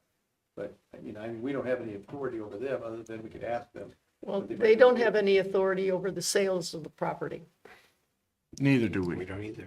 and neither do we. I No, I'm think- not saying I we think do, that's but the I'm just point that saying Joyce is making. the public's calling for a conversation. And I think the And park district and is. neither the city nor the park district has any authority over the owners of the property and the potential buyers. That is correct, and I think the Park District has been very receptive to public comment to this point. I also would say that the conversations that have been occurring amongst legal counsel for all parties have been very productive and very collaborative. And as Emily mentioned, the Park District's goal is maintaining, helping relocate our existing easement, which we don't have sole control over, and then potentially improving our easement access in a collaborative fashion. So I would ask that the board keep that in mind at the forefront. So I think everything that's been said tonight is correct. I think and again, Joyce, as always, if I'm misspeaking, let me know. But I think what Joyce is getting at, and if so, I agree with her, is that there's a public outcry right now. And while the Park District doesn't have any ownership or determination or decision-making over what happens with the property, I think the Park District does have an opportunity to respond positively to a public outcry and convene a public discussion and engage in good faith without making any promises or without interrupting all the positive headway that's being made between all of the legal parties. And so, I think what I am in favor of is the Park District trying to make a good faith effort to convene all the parties, and I see the public as one of those primary parties. And if no one shows up or if no one wants to participate, that's their prerogative. But I would feel better knowing that the Park District tried to convene a space when especially my constituents are asking for a space like that.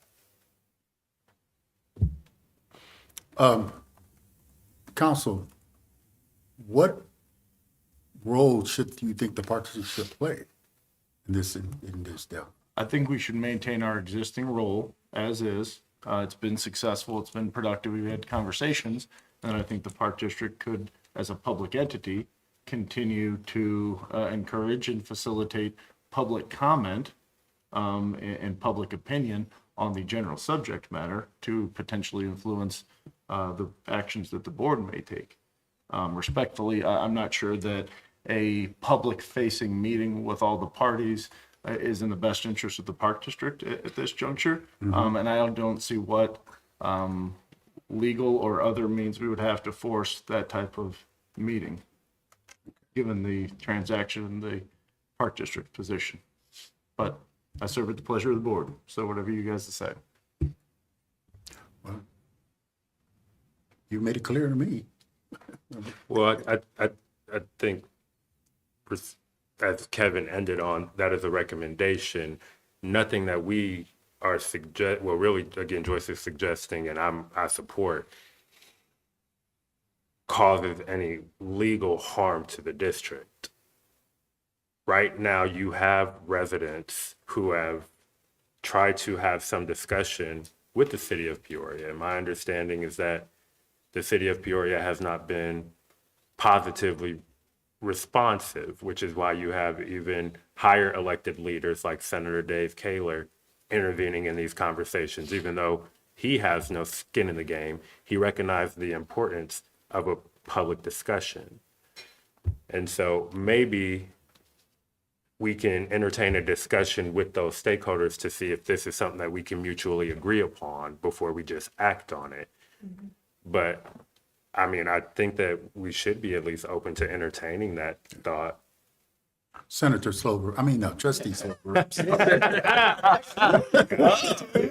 I'm sorry, Trustee Slover. He said Senator Kaler, and I just put that. I'm sorry, yeah. But how about the city councilman in this stance? I mean, who was the city councilman that represented? Riggenbach. What's that? Is that Riggenbach District? Yes, it is. Oh, that's not the first, No more, they redid. oh, they redid the district, that's Riggenbach. So why not, I think he's part of the third. Okay. why not go there and ask the councilman, if they're interested in doing something like this and if they could work with that, because again, us forcing it doesn't seem to be the most I logical personally thing. reached out to him several weeks ago. Okay. Heard nothing. What was that? I reached out to Councilman Riggenbach a couple of weeks ago and heard nothing. No response from him. To me, but maybe he'd respond to somebody else. As you were saying? I'm just saying it'd be nice if Riggenbach was the one who precipitated this, rather than us. Oh, because, absolutely. Again, Yes. we have the best interests of citizens in mind, but we have no control over what's going on, and we don't want to put ourselves in a position where we jeopardize some of the trail, easements that we're talking about doing. I guess that'd be my big concern here. Trustee Montez, you have something to add to that?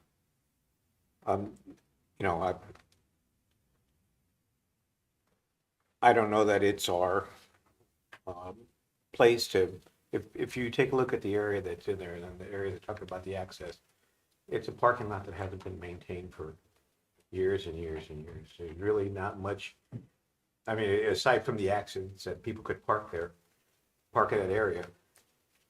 And even the landfill part has not been very well maintained in that area. People will still be able to access it through the trail that goes through that area. So I don't have the same kind of concern. I spent years in that area, personally fishing and hiking through that area. And there's nothing, there's a few cottonwood trees, and the land has not been, the area itself has not been maintained at all, so it's weedy and invasive growth in most of the area. Trustee Hill? Who takes that responsibility to take care of that? I asked that question. It has been maintained very well. however it turns out, it will probably, unless a governmental unit takes it over, it will probably continue to Deteriorate. have that same, yeah, deteriorate and not really have a very good look to it. Just not an attractive area. Would that be the result of any easement then? Pardon me? Would that poor maintenance be Well, when the the result trust of any took, easement? when the trust took it over from the Park District a few years ago, they just have not maintained it. It is just not. No, that's true. They haven't. It's a place that people have dumped junk and continues to be poorly taken care of. Okay, Trustee Hill, do you have a comment on this? The question about the public input session? Mhm. I'm not opposed to like the public weighing in. I just, if we've reached out to the council member representing that district without any avail, I am concerned that it will turn into a park district public input session, which I'm happy to attend and have. I just don't know what that could do in regards to the negotiations. And I don't want to necessarily jeopardize the negotiation process by doing something where we are, publicly trying to bend a hand that we really don't have the capability to bend. I don't know if that's necessarily going to be the most productive. So, I'm more, like I said, happy to attend a public input session with the understanding and caveat that we are very limited and it would just be essentially us receiving that public input. But I don't know to what aim, given the fact that we can't make anyone show up to it. So, I mean, other than a nice invitation, I don't know what we can do. And then if they don't show up, again, I think publicly shaming them for not showing up probably wouldn't work in our favor. So Yeah, I don't do I that. don't know. I don't want to start a fight with nobody. Well, I don't think a fight would necessarily help a negotiation where we Yeah. need their favor. Okay. And let me clarify my remark also that I am not against a public input session. No, I'm not But against don't- it. But I don't know that unless a government agency takes it over, then I don't know how it will be maintained. Trustee Silver? So I was going to say two brief things. One is that it seems like there's a need for a public input session, and other governmental entities have not been providing it. The right thing to do, as Trustee Slover said, would be for the city to have a public input session, but they're not doing it, and so maybe it falls on the Park District to offer the opportunity for the public to say something, because otherwise they're being shut out. The second thing is that, I'm thinking that as a park district, on the one hand, I do understand that, our first priority is to establish the easement for the bike trail and keep that intact. But I think if you take a broader picture, I think what I'd like, what I would envision our park district doing is providing access to the riverfront along the river as possible, And if we allow O'Brien Steel to come in and close off Caroline Street and all these other things that they're potentially talking about doing, then the public access to the riverfront gets narrower and narrower to the point where, now you have to stay on the bike trail if you want to walk along the riverfront. You can't, potentially, right now it's maybe a blighted area, but it's also the area that we're talking about.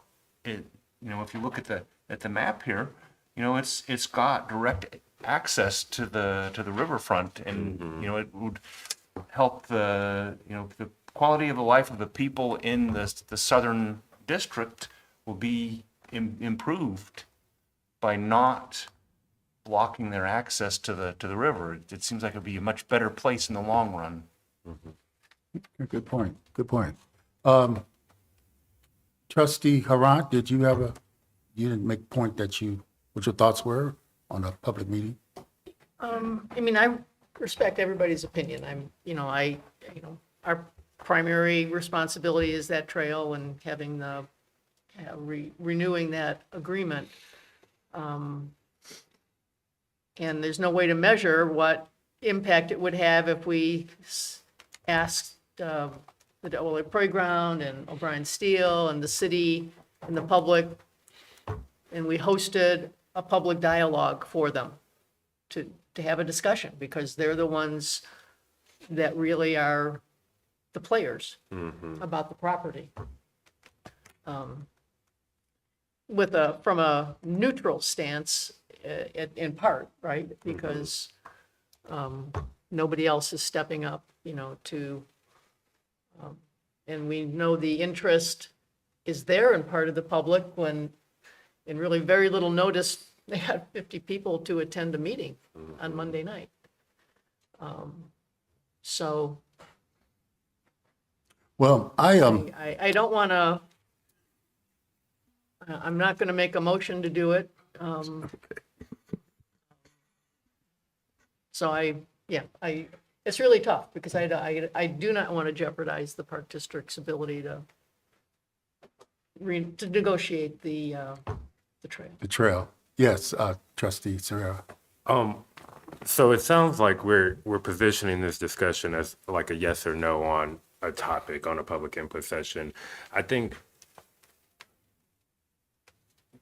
a way that we can test these waters is if there can at least be a consensus among us for our legal counsel to ask a very neutral-based question of those primary stakeholders. Would this be something that you all are open to if the district can help convene a session? I think with a question like that, without asserting ourselves, would at least say that we asked. We've been requested by the public. We have had that request. And picking back off of Silver comments just now, I remember when we spoke about those apartments. Remember, on the riverfront?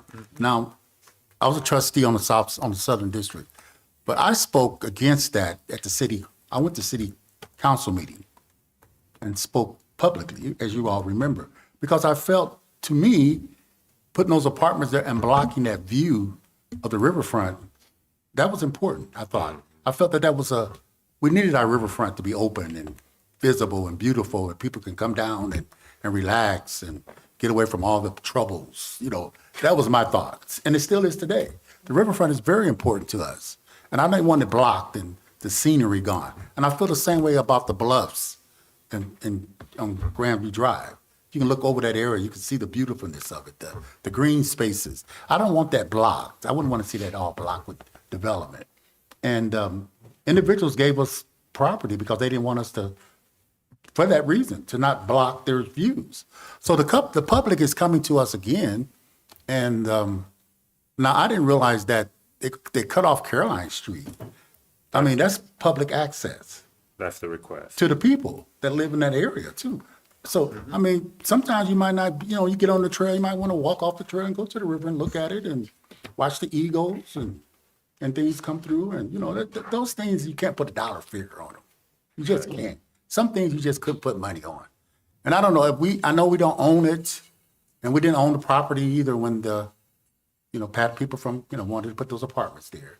And we went and we spoke our piece, and they did the city council, but we were talking to the city council at that time. So I don't know, I certainly, and Trustee Montez, he is right. That place is just, I remember when we used to work with them, back in the day, where they had the gas and the boats come in and everybody was having picnics. I went down there several times myself, took my grandkids, and we just sit there and, and had a little lunch, but that was a nice area. It was nice, but my heart is just all tore up the way it looks now. It's atrocious.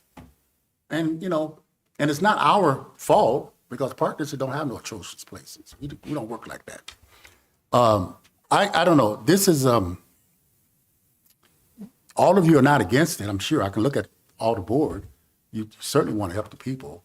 But would it hurt if we just make a appearance and make some comments, you think? Or to that point?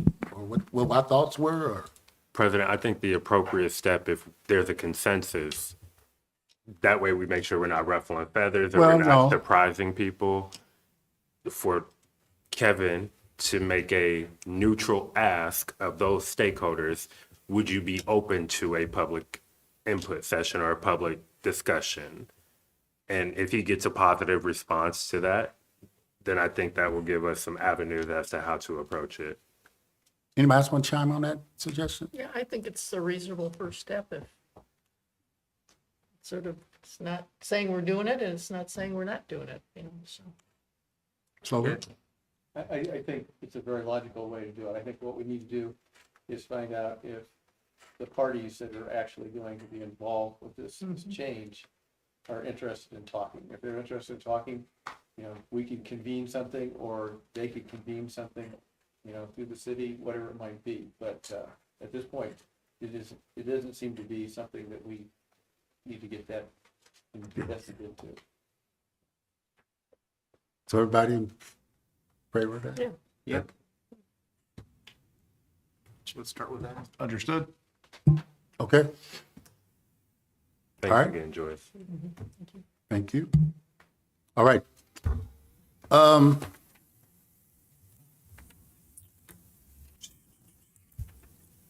Communications. There's a thank you from the Remembrance Memorial Project. Yeah, it Anybody was wanna just comment? it was a nice note from Bob Hofer, who has been a longtime friend of the district, and he shared updates about the Freedom Remembrance Memorial, and we just wanted to share that with all of you. That's another example. We didn't own that either, did we? Right. See, that's what I'm saying. That's a good example. We didn't own that land, but the people came to ask us to help out with the green space. And that, I think that's important as a park district. All righty. Is any, I just want to have any action steps reviews? Other business? None? Okay. Do we need to go in closed session for, or is it too late? Are you pursuant to the performance? Is it for the evaluation? Do we still need to complete You that? can do that. Somebody want to make a motion? President Johnson, I make a motion to convene into closed session pursuant to 2C1, the appointment, oh my God, it's wrong. The appointment, employment, compensation, discipline, performance, or dismissal or specific employees of the body. I'll second. Question? Roll call. Trustee Harrit? Aye. Trustee Hill? Aye. Trustee Sierra? Aye. Trustee Silver? Aye. Trustee Slover? Vice President Montez? Aye. President Johnson? Aye. Motion carries.